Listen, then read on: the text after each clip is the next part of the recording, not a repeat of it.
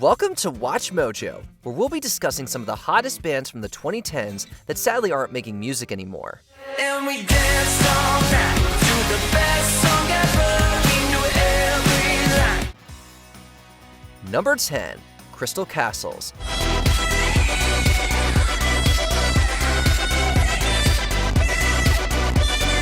In 2006, Alex Glass and Ethan Kath formed Crystal Castles. They went on to release a range of music, which earned them significant success in the 2010s. In 2014, a couple of years after their third album, Glass left the band.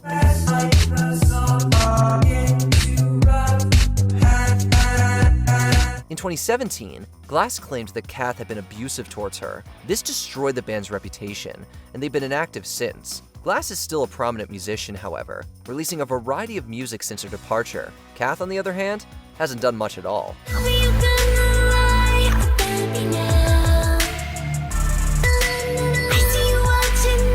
Number 9, Carmen. In 2010, the pop duo Carmen formed, made up of Amy and Nick Noonan.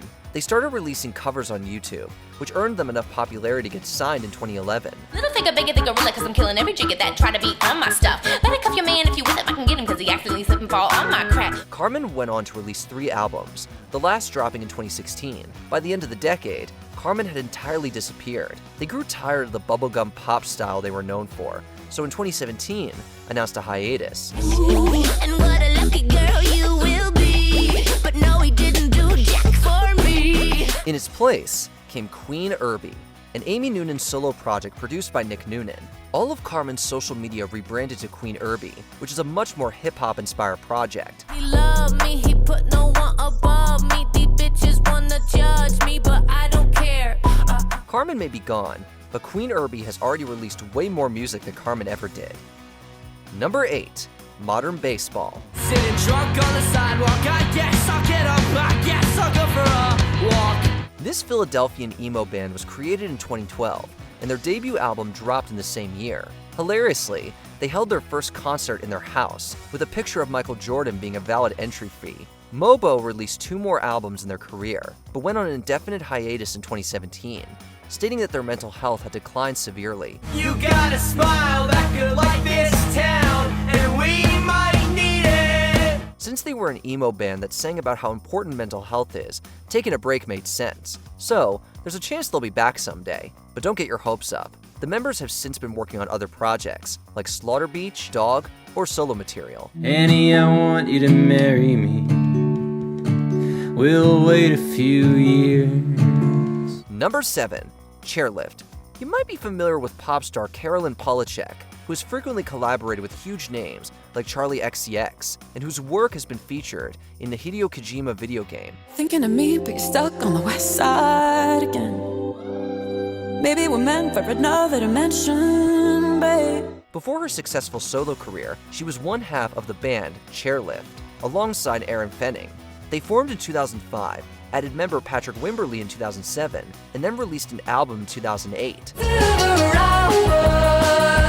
Silver hours are gonna happen. In 2010, Fenning left, and Chairlift became a duo. Their next 2 follow-up albums were even more acclaimed than their debut. After their third and final album, Moth, they ended Chairlift so they could pursue separate projects. While they were a phenomenal band, their solo careers have both been highly successful, so we can't complain much. I belong in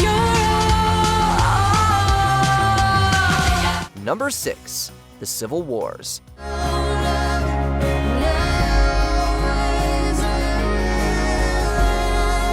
Our next duo was formed in 2008, created by Joy Williams and John Paul White. They wouldn't become widely known until 2011, when they released their debut album, Barton Hollow.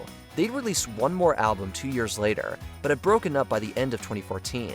Throughout their 6-year career, they managed to win 4 Grammy Awards. Oh, I wish I ever seen your face. Unfortunately, personal conflicts between the two just got too severe. Thankfully, things have healed between the pair since. In 2023, they worked with Taylor Swift to remake the track Safe and Sound, originally from the Hunger Games soundtrack.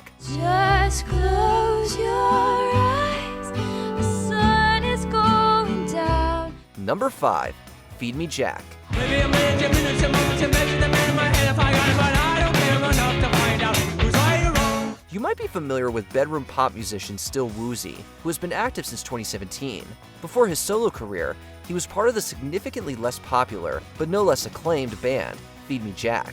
The group became one of the biggest math rock bands of the 2010s, which admittedly isn't saying much, given it's a fairly niche genre. Looking at the ground, no fair cause except for fear of vulnerability. They were formed in 2011 in Santa Cruz, California.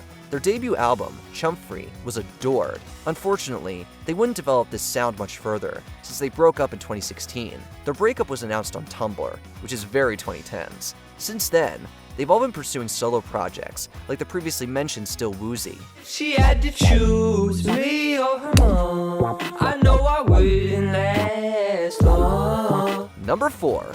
One Direction. Baby, you light up my world like nobody else. The way that you flip your hair gets me overwhelmed. Few people alive in the 2010s were unaware of One Direction. They were the biggest boy band of their time, achieving international stardom with tracks like What Makes You Beautiful and Best Song Ever. And we dance all night to the best song ever. We knew every line. They were originally formed on the X Factor, the British singing competition. Despite only coming third, the group was signed by Simon Cowell and went on to make millions. After 5 years on top of the world, member Zayn Malik left, claiming he wanted some time away from the spotlight. Within a year, the band had split up permanently, and they all went on to pursue solo careers. We're only getting older, baby, and I've been thinking about it lately. Number 3. FX.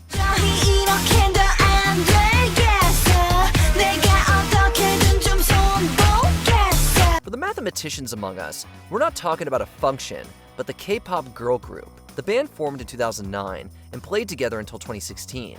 They made a big mark in 2013 when their album Pink Tape became the only K-pop entry on Fuse's 41 Best Albums of 2013. They later became the first K-pop group to perform at the SXSW Festival.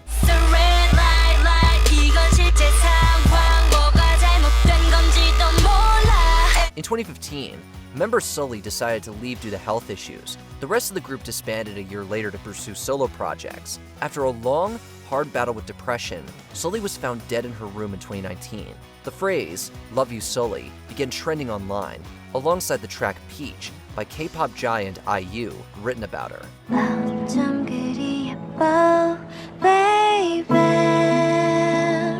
Number 2. Wonder Girls.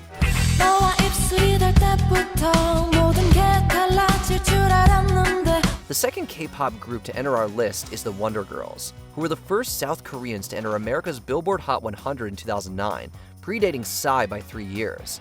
They were formed in 2007, then dominated their music scene for an entire decade. Now they're considered pioneers of the genre.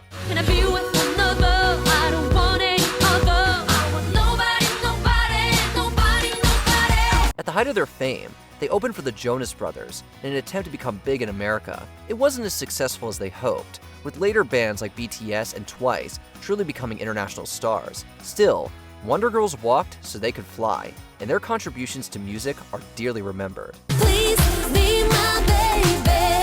Please be my baby. Before we continue, be sure to subscribe to our channel and ring the bell to get notified about our latest videos. You have the option to be notified for occasional videos or all of them. If you're on your phone, make sure you go into your settings and switch on notifications. Number 1. Brockhampton.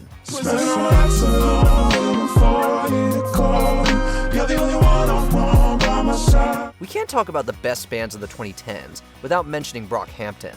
They were formed in 2014 by Kevin Abstract and had 13 members when they released their debut album, Saturation. It was released in 2017, alongside 2 other albums, all within 6 months. Keep a gold chain on my neck, flags a jet. Boy, better treat me with respect. They became huge extremely quickly. They believed themselves to be redefining boy bands, calling themselves the best since One Direction. They'd release a total of 8 albums in their 8-year career, finally breaking up in 2022. Their final albums were received fairly poorly, but they've all been pursuing solo careers since, and they've left a legacy that will forever be remembered. I've been beat up my whole life. Been shot down, kicked down twice. Ain't no stopping me tonight. What was your favorite band from the 2010s, and are they still around? Let us know in the comments below. Most of my old friends I can only